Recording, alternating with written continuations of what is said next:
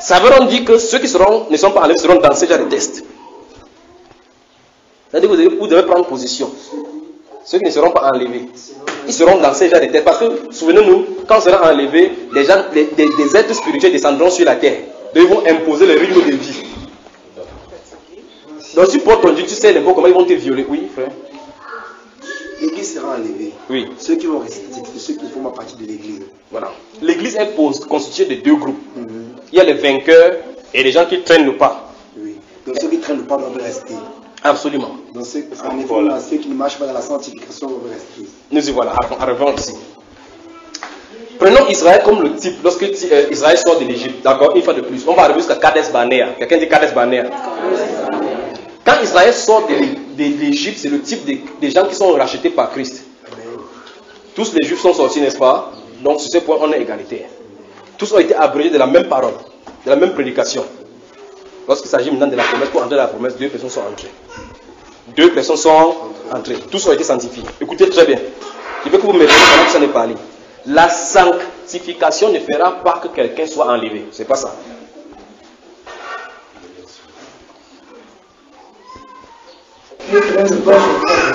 Hein? Qui ça? Est-ce qu'il ne serait pas enlevé?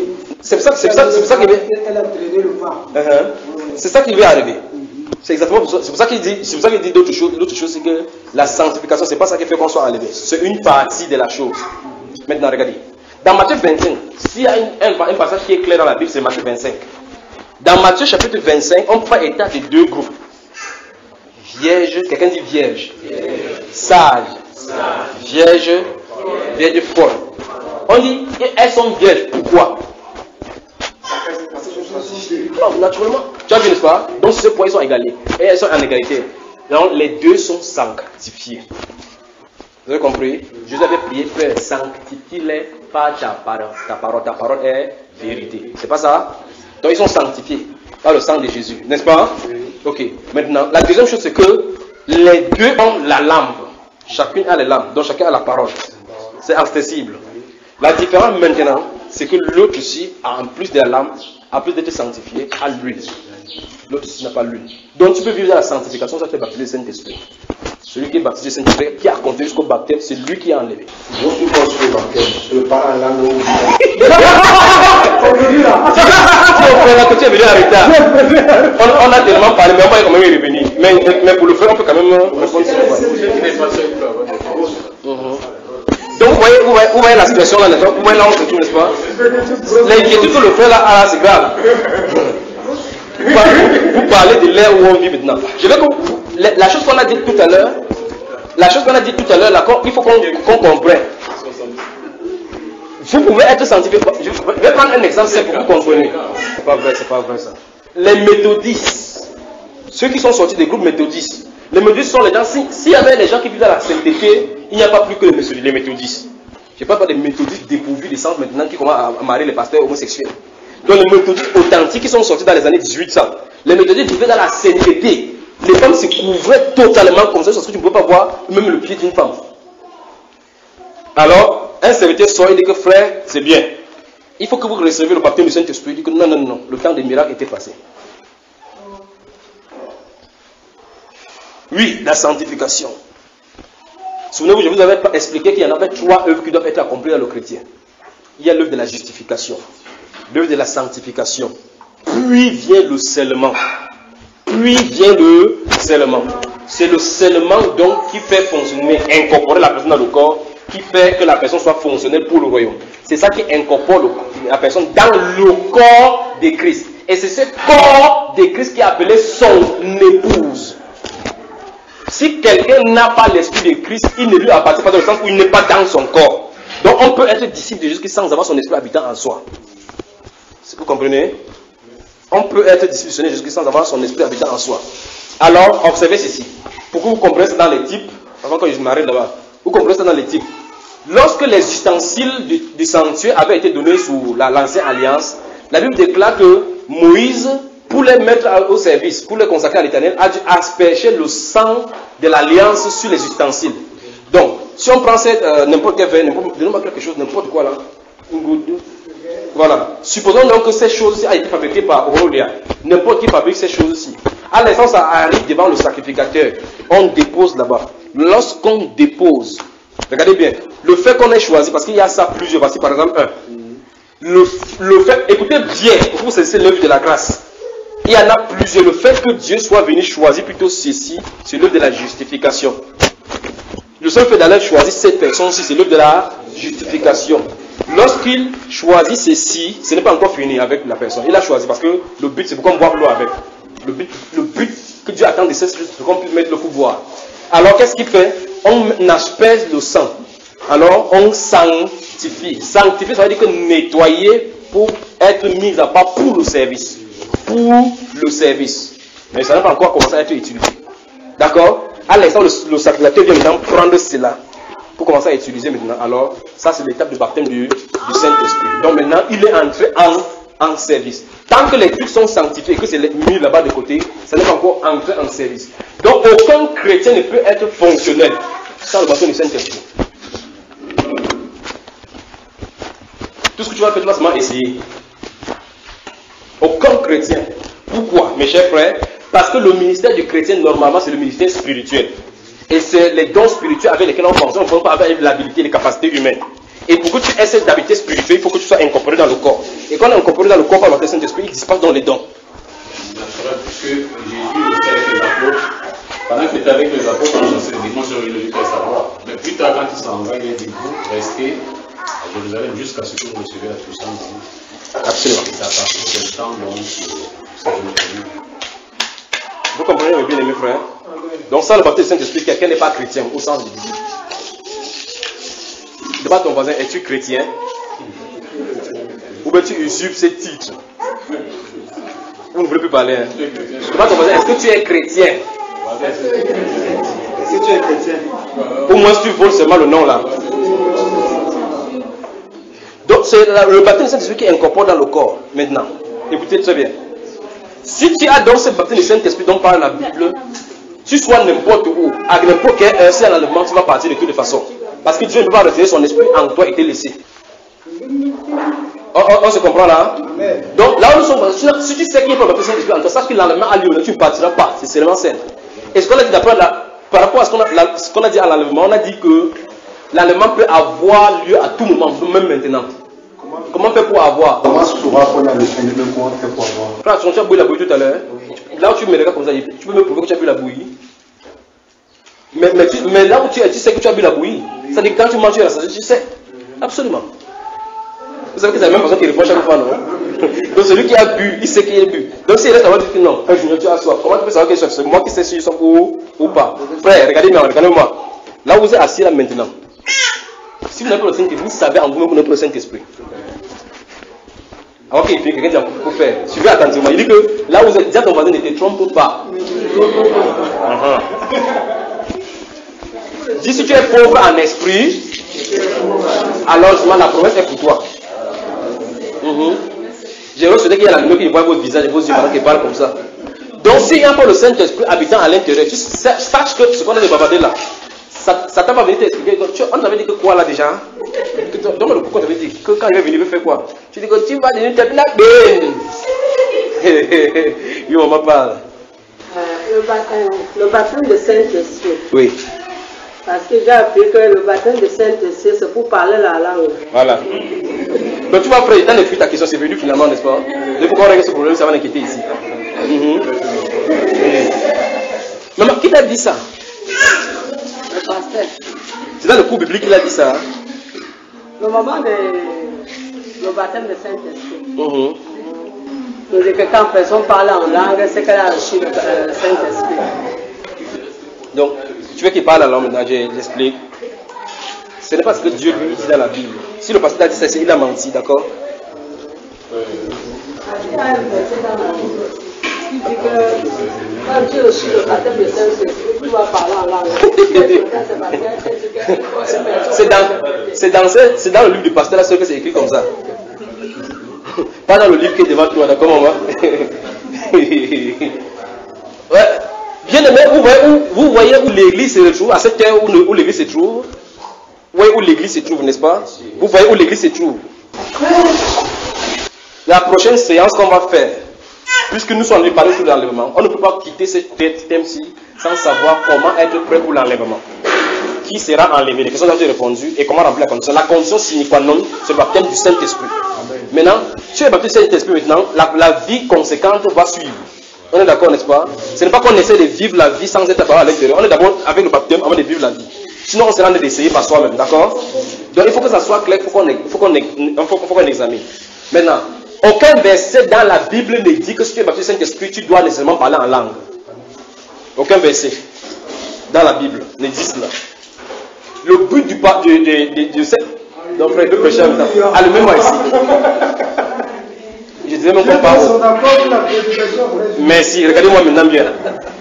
Le baptême du Saint-Esprit n'a pas pour but de parler en langue. Le parler en langue ne signifie pas que tu as non plus reçu le baptême du Saint-Esprit. D'accord? On se comprend? Voilà. Moi, tu veux partir? Parce que tu arrêtes comme ça. Comme si tu disais que j'arrête. Donc on peut parler de l'enlèvement sans parler de toutes ces choses-ci. Il y aura l'enlèvement après 7 ans de tribulation, après cela va venir le retour du Seigneur Jésus pour juger les gens frappés, ses ennemis, pour détruire tout là, entrer dans le millénaire. Subitement, le règne des 1000 ans va arriver et après cela, le trône de jugement va se passer. D'accord? Voilà, sinon on rentre dans le truc. Mais on va tourner autour de l'enlèvement. Oui, frère? Dans Corinthiens, nul ne peut dire que Jésus est Seigneur qui a l'esprit et Christ. Est-ce que tous ceux qui disent Jésus est Seigneur ont forcément l'esprit? Dis à ton voisin qu'il faut comprendre le langage biblique.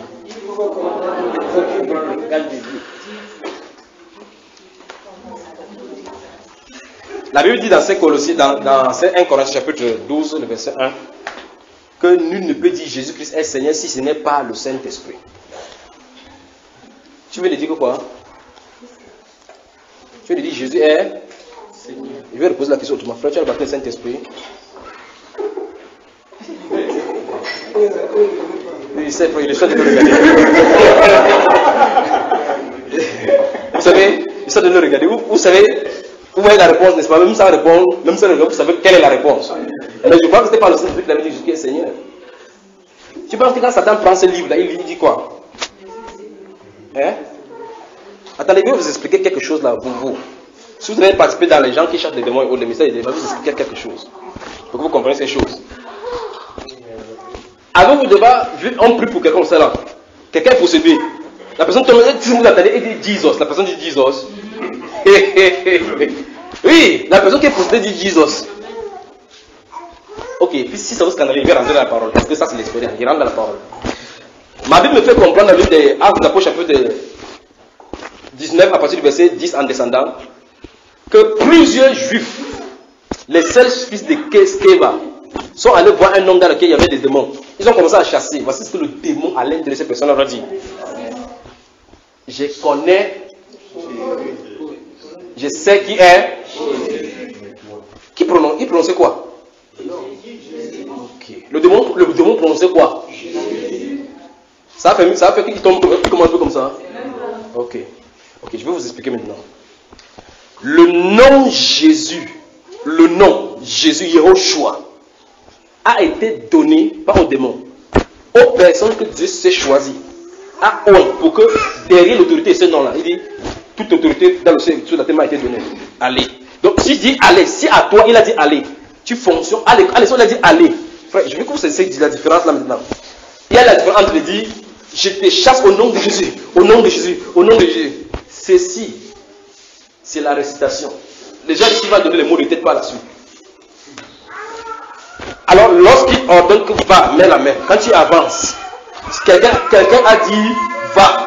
Cette personne-là, l'autorité dans va est dans le sein de Jésus. Regardez Pierre. Je n'ai ni or, ni argent, ni or à te donner. C'est que j'ai été donné au nom de Jésus-Christ. Comment ça s'est passé? Ce n'est pas moi. C'est la foi dans le nom de Jésus que son nom a rappelé. Son nom. Si vous comprenez.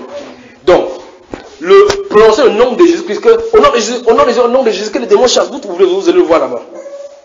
Parce que ce n'est pas la récitation du nom de Jésus. Puisque eux-mêmes, ce qui veut dire, c'est que plus eux-mêmes les démons appellent ce nom-là.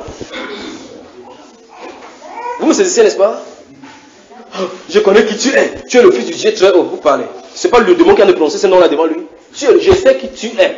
Il a dit à ceux-là que je connais qui est Paul, je sais qui est Jésus. Toi, tu es qui? C'est le démon qui fait ça. Il est poussé qu'il met tu.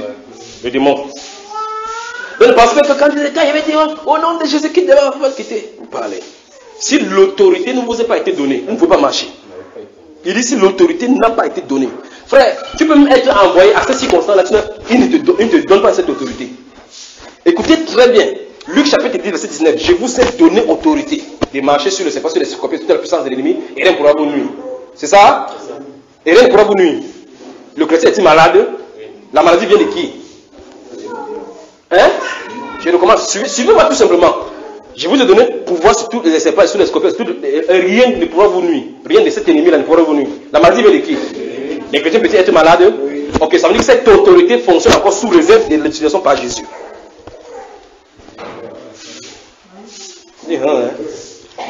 Je vous ai donné le pouvoir. Il faut que j'explique ça charnellement comme tu comprends. Voici, nous sommes assis ici.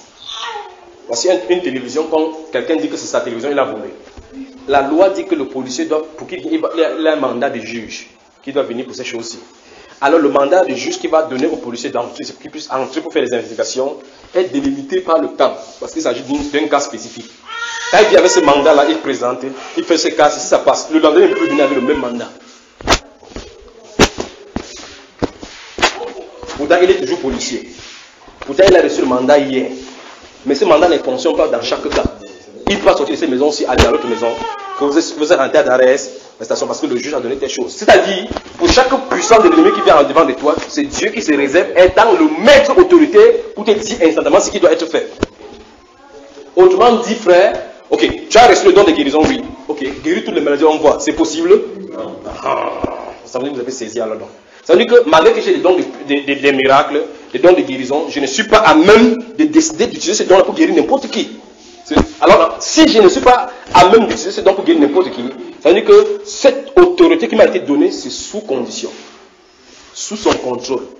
Alors, sache que je vais t'utiliser. Alors, voici ce qu'il veut dire. Sache que je vais t'utiliser à tout moment quand je le veux. Alors, quand il voit quelqu'un qui veut être qui désire guérir, il va vers cette personne, va guérir. Alors, son autorité fonctionne au travers des toi. Vous commencez à comprendre? C'est là que vous allez voir les gens peuvent être guéris. On prie pour chaque personne. Certaines personnes sont guéries, certaines ne sont pas guéries. Peut-être ce n'est pas celui-ci qui a prié pour que la personne guérit. Peut-être la guérison viendra plus tard. Peut-être. Ça continue ça. Vous comprenez, frère? Ok. Donc le nom de Jésus-Christ n'est pas l'amulette ou bien le charme qu'on doit réciter. Ce n'est pas ça. La première chose qui est sur le cœur, c'est observer d'abord dans votre cœur au plus profond de vous si vous aimez réellement Dieu. C'est d'abord la chose. Si vous observez, si vous aimez Dieu, si vous aimez Dieu, vous n'allez pas le chercher pour quelque chose. Si vous aimez Dieu de la bonne façon, vous devez savoir que vous n'êtes pas fait pour l'enfer. Si vous aimez Dieu tout simplement, vous allez savoir que vous n'êtes pas fait pour l'enfer. Si vous l'aimez. D'accord? Donc ce qu'il faut pour le chrétien, c'est le baptême du Saint-Esprit. La sanctification est la porte par excellence pour l'obtenir. La sanctification est la porte par excellence. C'est-à-dire que lorsque tu es sauvé, c'est-à-dire que tu as été racheté par la parole, lorsque tu avances dans la sanctification, ça suppose que c'est la route par excellence pour obtenir le baptême du Saint-Esprit. C'est la route par excellence. Il dit bien c'est la route par excellence pour avoir le baptême du Saint-Esprit. Le véritable problème, c'est que les gens marchent dans la voie de la sanctification, ils y restent. Ils croient que peut-être comme ils n'ont pas la grâce de Dieu, ils ne pêchent plus, ils disent que c'est ça. Non, il faut être incorporé.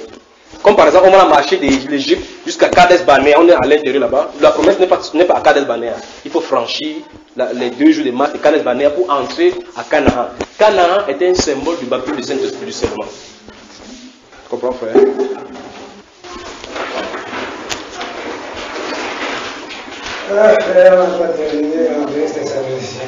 On n'a pas encore terminé. Parce que je ne suis pas arrivé là-bas.